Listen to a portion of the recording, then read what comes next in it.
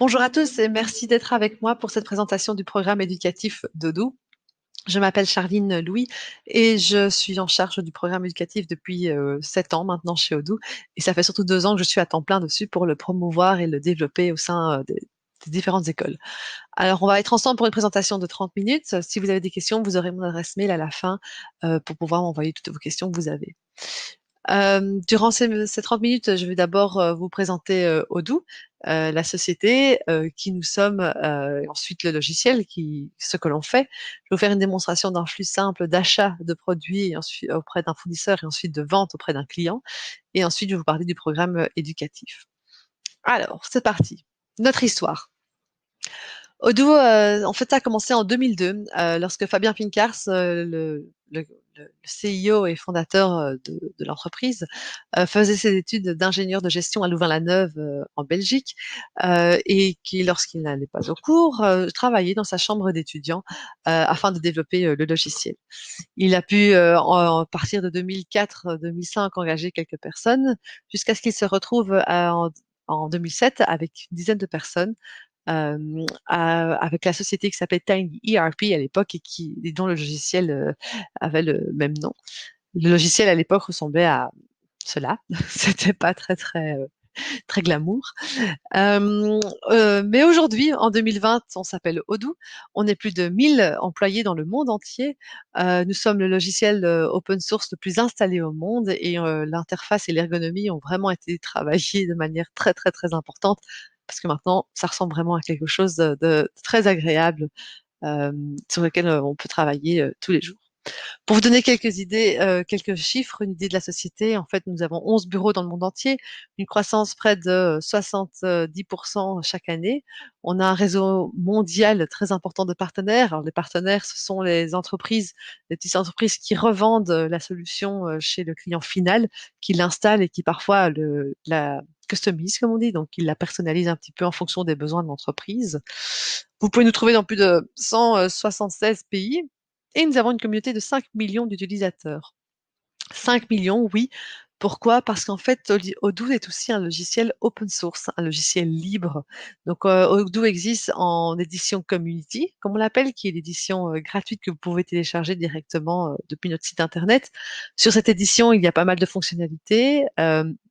Mais pas tout, parce qu'en fait l'édition Enterprise, comme on l'appelle, est beaucoup plus complète, qui est une version payante et qui est beaucoup plus travaillée aussi d'un point de vue ergonomique, et qui est l'édition qui est utilisée pour le programme éducatif. Nous allons le voir ensemble après.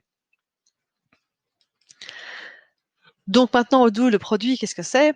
En fait, c'est un logiciel donc de gestion qui permet aux entreprises de tourner sans complexité et efficacement à travers tous les départements.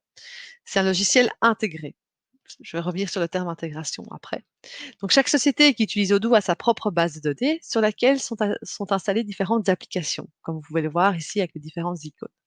Donc, par exemple, Odoo, ça peut être à la fois un logiciel de gestion de portefeuille client avec l'application CRM, mais aussi un logiciel de comptabilité grâce à l'application comptabilité. C'est aussi un logiciel de gestion de projet, un logiciel de vente, de création d'e-commerce, etc. Nous avons plus de 30 applications que nous éditons depuis Odoo directement. Mais sur la version communautaire, nous avons plus de 14 000 applications qui, elles, sont éditées par notre communauté. Donc, pour revenir sur le terme intégration, ça veut dire en fait que chaque information, chaque donnée existante dans Odoo communique avec toutes les applications qui y sont installées. Donc ça évite d'avoir des doublons, ça permet une communication beaucoup plus rapide, beaucoup plus fluide entre les différents départements de l'entreprise. Et aussi, grâce à l'intégration, ce n'est plus nécessaire d'avoir plusieurs logiciels parce que tout se fait à travers Odoo. Maintenant, je vais vous montrer Odoo, qu'est-ce que c'est. Je vais ici aller sur odoo.com. Oups.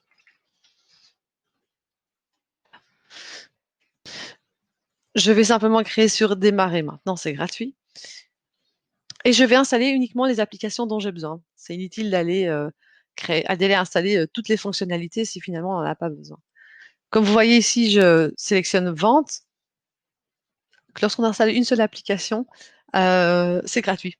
La version en ligne est complètement gratuite, donc si vous avez un ami qui cherche un logiciel de création d'e-commerce, par exemple, il pourrait très bien se procurer Odoo gratuitement. Euh, Voilà. Ici, j'ai sélectionné 4 applications pour les besoins de la démonstration. Vous verrez aussi que il y a 15 jours d'essai gratuit, mais avec le programme éducatif, on passe à 10 mois pour pouvoir être présent sur toute une année scolaire, avoir accès à l'application, au logiciel pendant toute une année scolaire. Donc, je m'appelle Charlie, mon adresse email, le nom d'entreprise. Alors, c'est ici que ça se joue. Il faut mettre, voilà. Vous voyez ici, juste en dessous de nom d'entreprise, il y a en fait le nom le nom du domaine de ma base de données. Donc, peu importe n'importe où je serai dans le monde entier, je peux accéder à ma base de données grâce à http://edu-webinarfr.odoo.com. Euh, Pays Belgique. Le fait de mettre mon pays, non seulement va influencer la langue de la base de données, mais surtout la localisation au niveau de la comptabilité. Donc, vous verrez ici, on va travailler sur la comptabilité belge. Si vous l'installez en France et que vous mettez bien la France, vous aurez la localisation française. Et on va dire, je suis professeur. Démarrer maintenant. Alors ici, cette démo que je vais faire avec vous ici, je vais m'inspirer en fait du jeu Scale Up. C'est un jeu que nous avons créé afin d'aider les professeurs à se retrouver un petit peu dans Odoo, parce que je sais que c'est pas toujours évident. Il y a tellement de choses à faire. Il est gratuit pour tous les professeurs et dedans, en fait, il y a 4 études de cas, dont une étude de cas qui s'appelle achat et vente. Et ce sont des cartes qui permettent en fait de prendre le rôle d'un chef d'entreprise, une chef d'entreprise, et de discuter avec ses différents employés. Et ensuite, en fonction de ce que les employés disent, il faut prendre action dans le logiciel. Donc, chaque fois, il y a une carte pour une situation, et derrière les cartes, il y a toujours la réponse de ce qu'il faut faire dans Odoo. Alors, eh bien, c'est parti. Ici, donc, je me retrouve devant Odoo, on va dire c'est devant la page d'accueil en fait du logiciel de Odoo sur laquelle je vois toutes mes applications. Donc, vous voyez, j'avais choisi d'installer 4 applications. En plus de ça, j'ai Discussion qui permet en fait simplement un chat interne au sein de l'entreprise quand on a beaucoup plus d'utilisateurs. Et il y a également Applications, c'est si je veux rajouter d'autres applications après, parce que l'avantage d'Odoo, c'est que c'est modulaire. On peut avoir besoin de certaines applications à un moment donné, et puis l'entreprise grandit, et puis on se dit, ah, ce serait bien d'avoir cette application-là aussi pour continuer, etc. Eh bien, on peut l'installer depuis l'interface directement à travers ce bouton-là. Et puis configuration, ça c'est lorsqu'il faut configurer. Donc, on va commencer. Ici, vous voyez, oui, petite parenthèse, c'est une base de données qui est en attente et qui va durer 4 heures parce que si je veux la garder 10 mois, je dois aller confirmer dans mon adresse mail grâce à un mail que j'ai reçu, cliquer sur le bouton pour dire que oui, je veux la garder 10 mois. Ici, je ne vais pas faire parce que notre présentation, elle dure juste 30 minutes. Donc, alors, c'est parti. Trêve de bavardage. On va d'abord créer un article, hein, ce serait bien. Alors, mon article, je peux le créer à partir de l'application achat ou de l'application vente ou même de l'application inventaire. Ça fait partie de l'intégration. On retrouve les articles à travers toutes les applications et il n'y aura jamais de doublon parce que elles communiquent entre elles, les applications. Odoo se présente toujours de la même manière, à savoir que vous avez le menu mauve supérieur qui est en fait le menu de l'application avec ses sous-menus. Vous avez toujours sur la droite une barre de recherche qui vous permet de retrouver facilement quand vous avez des listes et des listes de factures ou autres, de la retrouver en fonction du client, etc. Un bouton vert qui vous est généralement, on va dire, l'étape suivante de ce que vous devez faire. Donc, si vous êtes perdu, vous allez toujours voir ce que le bouton vert vous indique. Alors moi, je vais dans un article, je vais créer mon premier produit. Voilà, là c'est vite parce qu'il n'y a rien, on vient de créer. Alors imaginons en fait que je suis une entreprise d'ameublement de bureau et que j'ai trouvé un super chouette nouveau bureau que je voudrais présenter dans mon catalogue qui est un bureau en bois, très classique. Et voilà, je l'ai vu chez Wood Corner et je le trouve super beau et je vais proposer à mes clients. Donc nom de l'article bureau bois. C'est un article qui est stockable parce qu'on va voir aussi comment on fait la gestion de l'inventaire.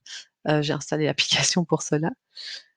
Pour avoir eu, on va dire que j'ai eu mon Wood Corner, j'ai eu en ligne il n'y a pas plus tard que hier, et il m'a dit que il me le faisait à 140 euros ou 100 euros en fonction du nombre d'unités que je prends. Ici, je vais mettre le coût à 140 euros parce que c'est le coût au niveau, si je veux avoir une évaluation de mon inventaire, de combien j'ai dans mon inventaire, ce sera le coût qui sera pris. Je vais dans achat, fournisseur. Ouais, donc voilà, ça s'appelle Wood Corner. Je peux le créer directement depuis l'interface, donc je ne dois pas aller dans un onglet spécial fournisseur, etc. Je pourrais le faire aussi, mais je ne le fais pas. Je vais ajouter ici quantité. Et en fait, en quantité, je sais que si j'en achète 10, il me les fait à 100 euros. Par contre, si je n'achète qu'un à la fois, c'est qu'il me les vend à 140 euros. Et ce que je viens de faire, c'est en fait les fameuses listes de prix. Je pourrais ajouter un autre fournisseur qui a encore d'autres prix en fonction d'un autre nombre d'unités. L'avantage, c'est lorsque je vais créer une demande de prix par rapport à un nombre d'unités que j'ai besoin, automatiquement, Odoo va me proposer le prix qui correspond. Eh bien, voilà. Je pas besoin de plus d'informations. On va pas aller se perdre, aller davantage. Je vais juste vous montrer le flux principal. Donc voilà, j'ai créé mon article, mais je ne l'ai pas encore en stock, hein. Vous voyez ici, j'en ai 0 unité achetée, 0 disponible, 0 en provision, aucune qui est vendue, donc c'est vraiment la base. Donc maintenant, je vais retourner sur mon écran d'accueil et je vais aller dans achat. Demande de prix, j'y suis déjà créée. Fournisseur. Je vais demander chez Woodcorner de me remettre un prix pour les bureaux bois. Vous voyez ici, on me le propose. Si par exemple j'ai envie de décider de créer un article depuis l'interface d'une demande de prix, je peux le faire parce qu'il y a créer et modifier. Ici, j'ai déjà fait. Alors, automatiquement, vu qu'il a la liste de prix de Woodcorner, ben, il me propose une unité pardon, pour 140 euros, mais moi je vais directement en acheter 10 parce que j'ai confiance, je sais que ça va se vendre comme des petits pains. Et hop, automatiquement, j'ai les tarifs en fait pour 10 unités. J'en suis où en fait? Qu'est-ce qui se passe? Ce qui est l'avantage d'Android, c'est que vous savez tout de suite toujours quelles sont les étapes suivantes si vous êtes un peu perdu, que vous savez plus où vous en êtes, ou si les étudiants ne savent pas. Vous avez simplement ici au-dessus la barre de statut qui vous dit où vous en êtes et a priori quelles sont les étapes suivantes. Donc là, on fait la demande de prix, ensuite on l'envoie, et puis après, si on est satisfait, on commande. Donc je pourrais l'envoyer par email, sauf que j'ai pas mis d'adresse email ici. Je vais simplement la sauvegarder. Imaginons que j'ai Woodcorner au téléphone 1 heure plus tard et qui me dit oui, pas de souci, c'est bien ça les prix, on vous les fait à 1000 euros pour les 10 unités. Très bien, eh bien je confirme la commande ici. Voilà, je vois que je suis passée directement à commande fournisseur. Ce qui s'est passé, c'est que maintenant, cette demande de prix s'est transformée en ordre d'achat, purchasing order, comme vous voyez ici, 0001, et que j'ai directement un petit camion qui est arrivé avec un reçu, qui est en fait un bon comment dire, de réception, qui me renvoie, si je clique là-dessus, hop, comme si j'étais dans l'application inventaire et que je vois quelles sont les réceptions que je vais avoir. Sauf qu'ici, vous voyez que je suis toujours dans achat, mais c'est juste qu'on me montre ici, on va dire, le fil d'Ariane par lequel je suis passée. J'ai commencé dans achat avec une demande de prix, un ordre d'achat et maintenant un bon de réception. Si vous voulez, on peut très bien avoir le même écran en repassant par mon écran d'accueil. Je vais dans inventaire et hop, je vois qu'en réception, j'en ai un à traiter. Je clique dessus et voilà, c'est parfait. Je vois qu'il est là, que c'est pour aujourd'hui. Bip bip, hein, le camion arrive. Ah, il vient nous livrer les bureaux. Moi, je suis dans l'inventaire, hein. Admettons que je suis un ouvrier, je n'ai pas été en contact avec les gens du bureau. Je vois que j'ai ça qui arrive dedans. Je vois qu'il y en a 10 qui arrivent. Je vérifie. Ah ben, effectivement, il y en a bien 10, c'est parfait. Il n'y en a pas un ou l'autre qui est tombé du camion. Hop, je rajoute 10. Et je valide parce que c'est bon. Donc, du coup, je suis passée ici dans prêt à fait. Donc, maintenant, j'ai bien 10 bureaux dans mon stock. Si je veux m'assurer, je peux regarder, je peux retourner dans l'article là au-dessus, hop, et je vois disponible 10 unités. Parfait. J'ai 10 unités dans Odoo. Entre-temps, j'ai un commercial qui s'est présenté chez un client et qui a pu lui montrer la dernière fiche que l'on a imprimée. Et il s'avère que j'ai Brandon de chez Azure Intérieur qui souhaite m'en acheter trois. Donc je vais dans Vente, je vais dans Devis créer, on peut très bien faire ça, voilà, directement. Vous voyez, ça ressemble chaque fois à la même interface, hein. Client, Brandon, créer et modifier, parce que Brandon fait partie de la société Azure Intérieur. Voilà. Et oui, je vais créer la société qui est liée. Et l'adresse mail de Brandon. Je vais mettre l'adresse mail quand même. Voilà. Je pourrais remplir tout s'il faut. Ici, je vois au-dessus du client, évidemment, je n'ai pas beaucoup de statistiques parce que c'est un nouveau client que je viens d'intégrer dans ma base de données. Je le sauvegarde. Je rajoute l'article bureau bois. Hop. Donc, c'est bien 220 € le prix unitaire, ce qui me fait un total de 660 € hors TVA. Je suis toujours bien en train de créer le devis et je vais lui envoyer par mail. Donc voilà, Odoo me propose automatiquement une fenêtre pop-up avec un mail qui dit voilà, votre devis d'un montant de 798,60 € est prêt pour la révision. N'hésitez pas à vous contacter. Il est ici en pièce jointe. Il y a tout ce qu'il faut. Je peux changer, modifier si je veux et j'envoie. Ici, l'avantage dans Odoo aussi, c'est que vous voyez sur la droite ou en dessous, en fonction de la taille de l'écran, vous avez le chatter. Le chatter, c'est un petit peu, c'est l'historique complet de ce qui se passe sur cette fiche-là, mais pas que. C'est ici l'endroit où vous pouvez mettre des notes. J'ai eu le client au téléphone. D'ailleurs, je veux dire, au téléphone, il est OK, enregistré. Donc là, j'ai laissé une note avec mon nom. On voit également et on voit l'heure et la date. Je peux également envoyer un message directement à Brandon si je veux. Il faut juste que je m'assure qu'il soit bien follower, comme on dit, qui suive en fait ce bon d'achat, ce bon de commande, pardon. Euh, donc voilà, je pourrais mettre d'autres collègues, hein. Si par exemple j'ai un autre commercial qui était sur place et qui veut être au courant de ce qui s'est passé, il suffit de l'ajouter et il recevra toutes les notifications qui se font depuis le chatter.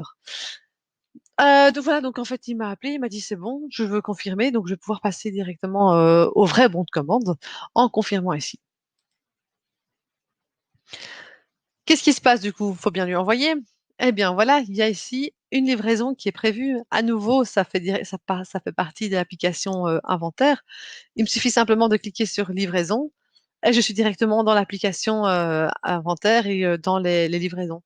Si je viens ici, je pourrais très bien imaginer aussi passer par ici. Inventaire, livraison 1 à traiter. Ah, ça tombe bien, c'est celui de Brandon. Admettons que je suis ici, dans l'inventaire, je vois ça, ça tombe bien. En fait, j'ai exactement trois bureaux qui sont disponibles.